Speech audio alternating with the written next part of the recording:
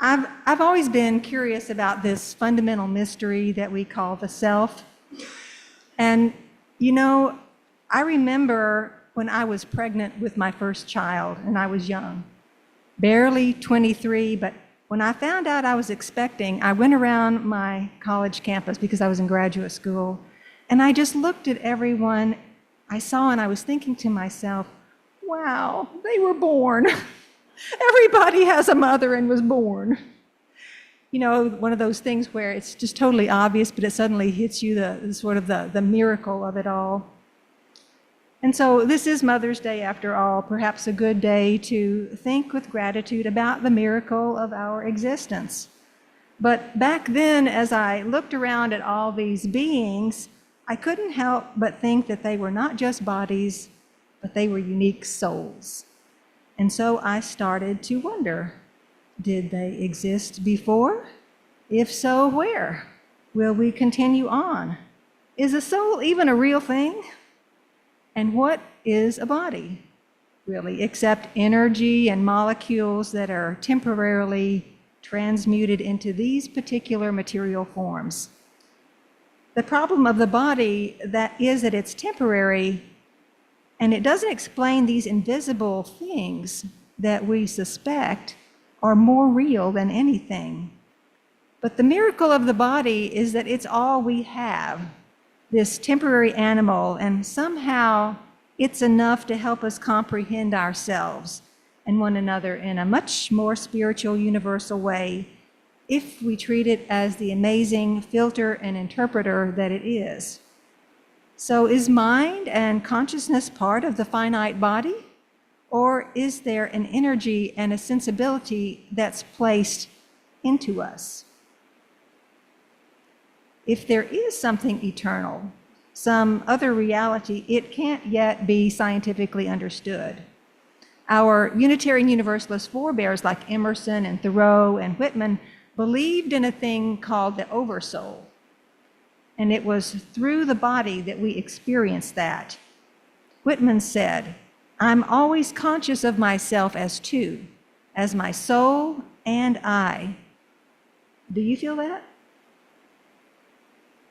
And he said, "I know I can't separate them. I can't call one superior and the other inferior. The body includes and is the meaning, the main concern, and includes and is the soul." And so he felt very differently than Andrew Marvell did, who felt that the body and soul were at war and had different goals. Well, atheists and some scientists will say that we're just complex machines that will eventually wear out and go to ground. They say that consciousness is a product of brain activation, but the use of psychedelics such as psilocybins and ayahuasca are showing promise these days as consciousness altering in positive and verifiable ways.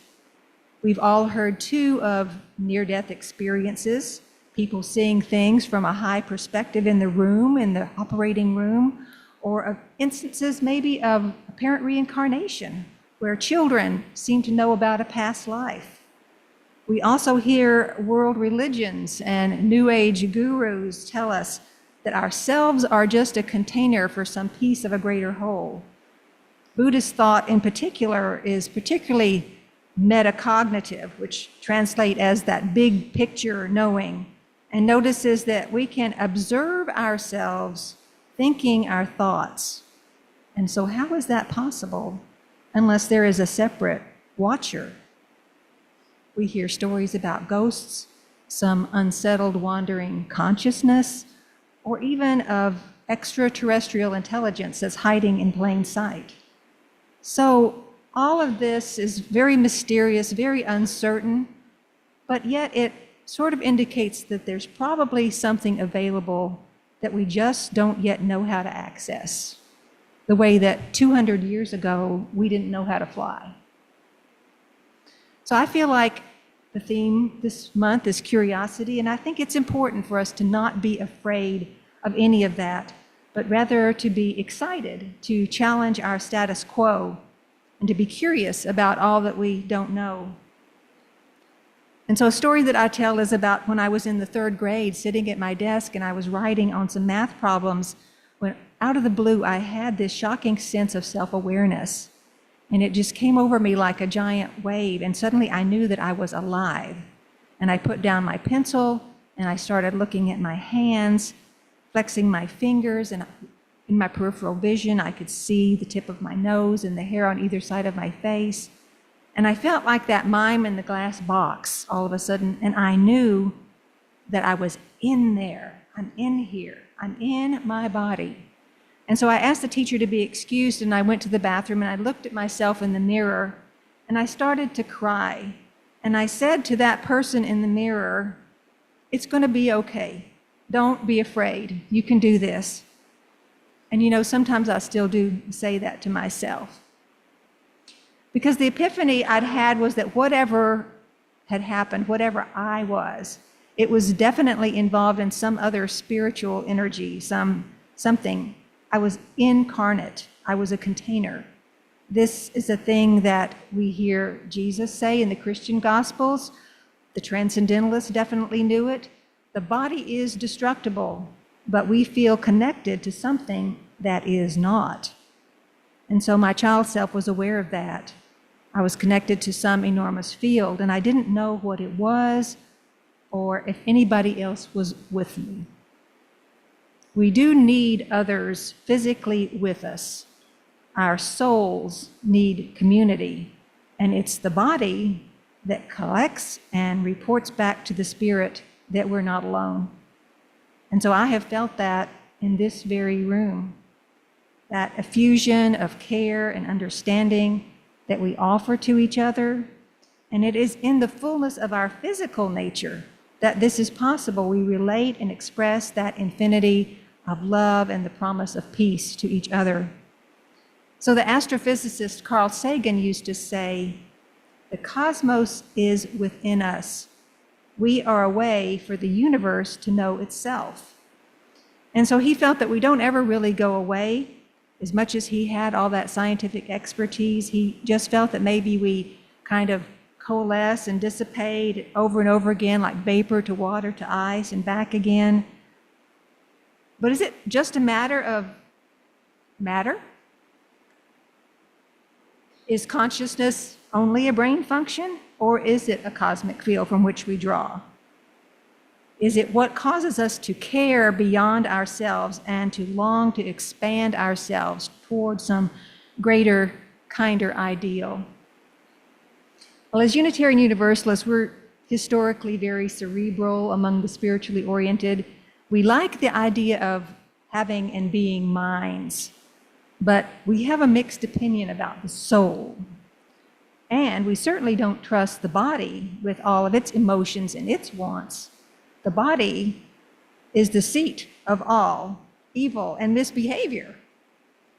It just wants chocolate cake or another glass of wine.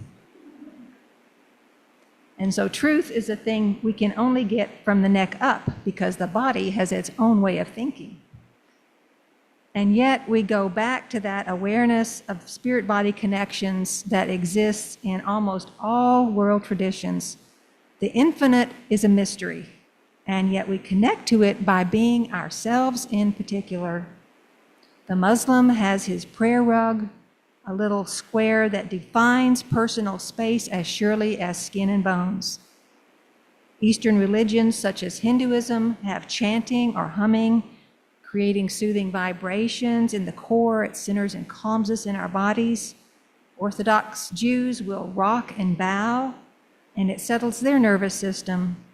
Sometimes fundamentalist Christians will move and wave to the heavens or lay their hands on to heal, or dunk in water to indicate salvation.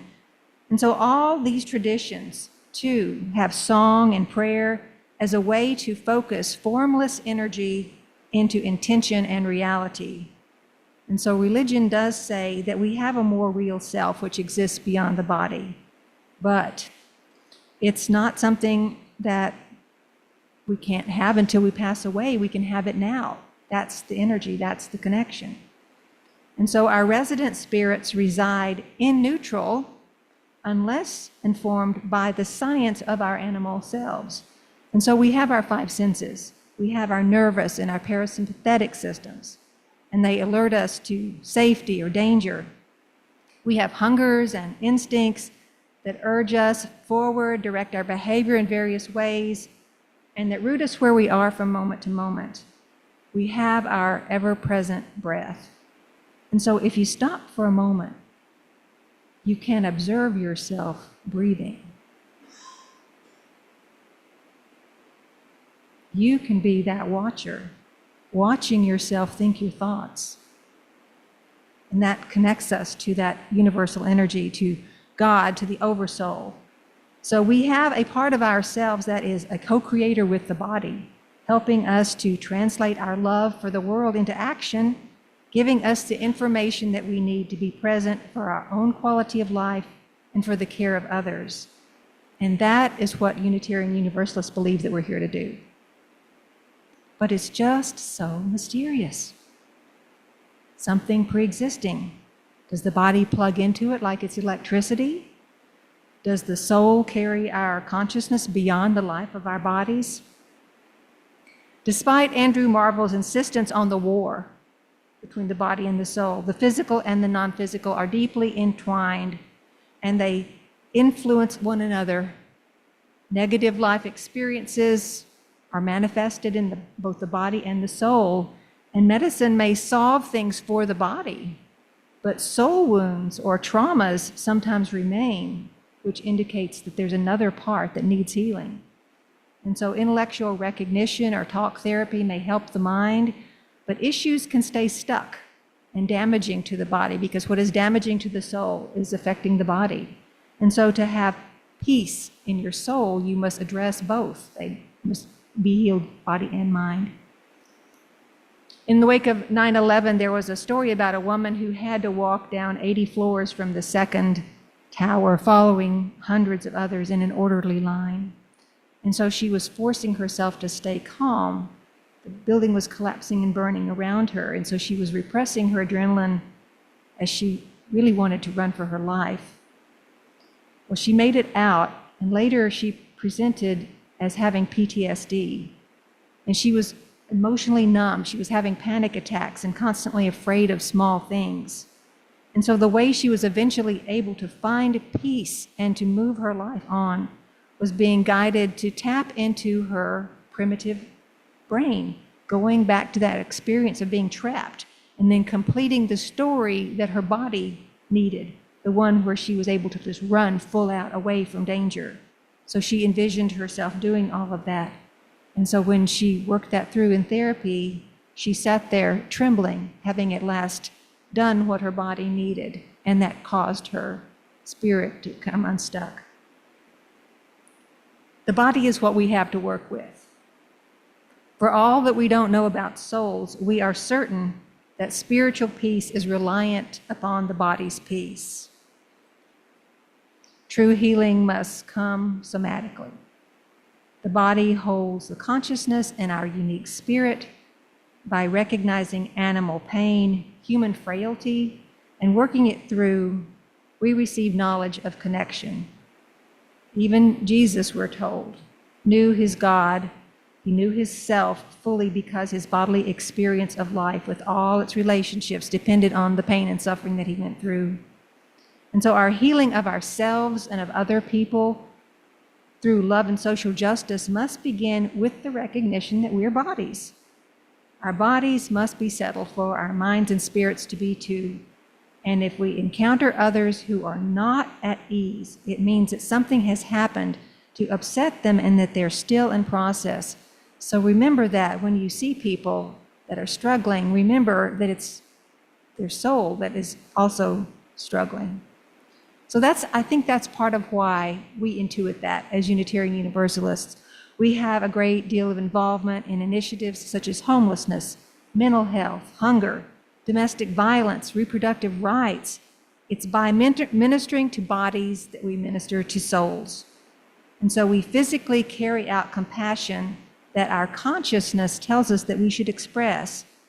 And we can do it all the time. We don't have to wait to go to a nonprofit and participate. We can just honor people the way that they physically are and interact with them, exchanging a look, noticing what they are. Are they a black body, a brown body, a gay body? Is this a body in sexual transition? Is this a body that's dealing with age or disability issues? And so we offer our sympathy and support from the position of soul connectedness, despite our external differences. So consciousness, which resides somehow nowhere and everywhere, somehow also participates in our minds, which reside in our bodies. And so this is one of our deepest certainties, but also one of our deepest scientific questions. To look on others from a position of separateness requires that we set up boundaries that really don't exist. But it can be scary, that idea that who we are is not just limited by our skin suit. Our skin suits are just conductors for infinity.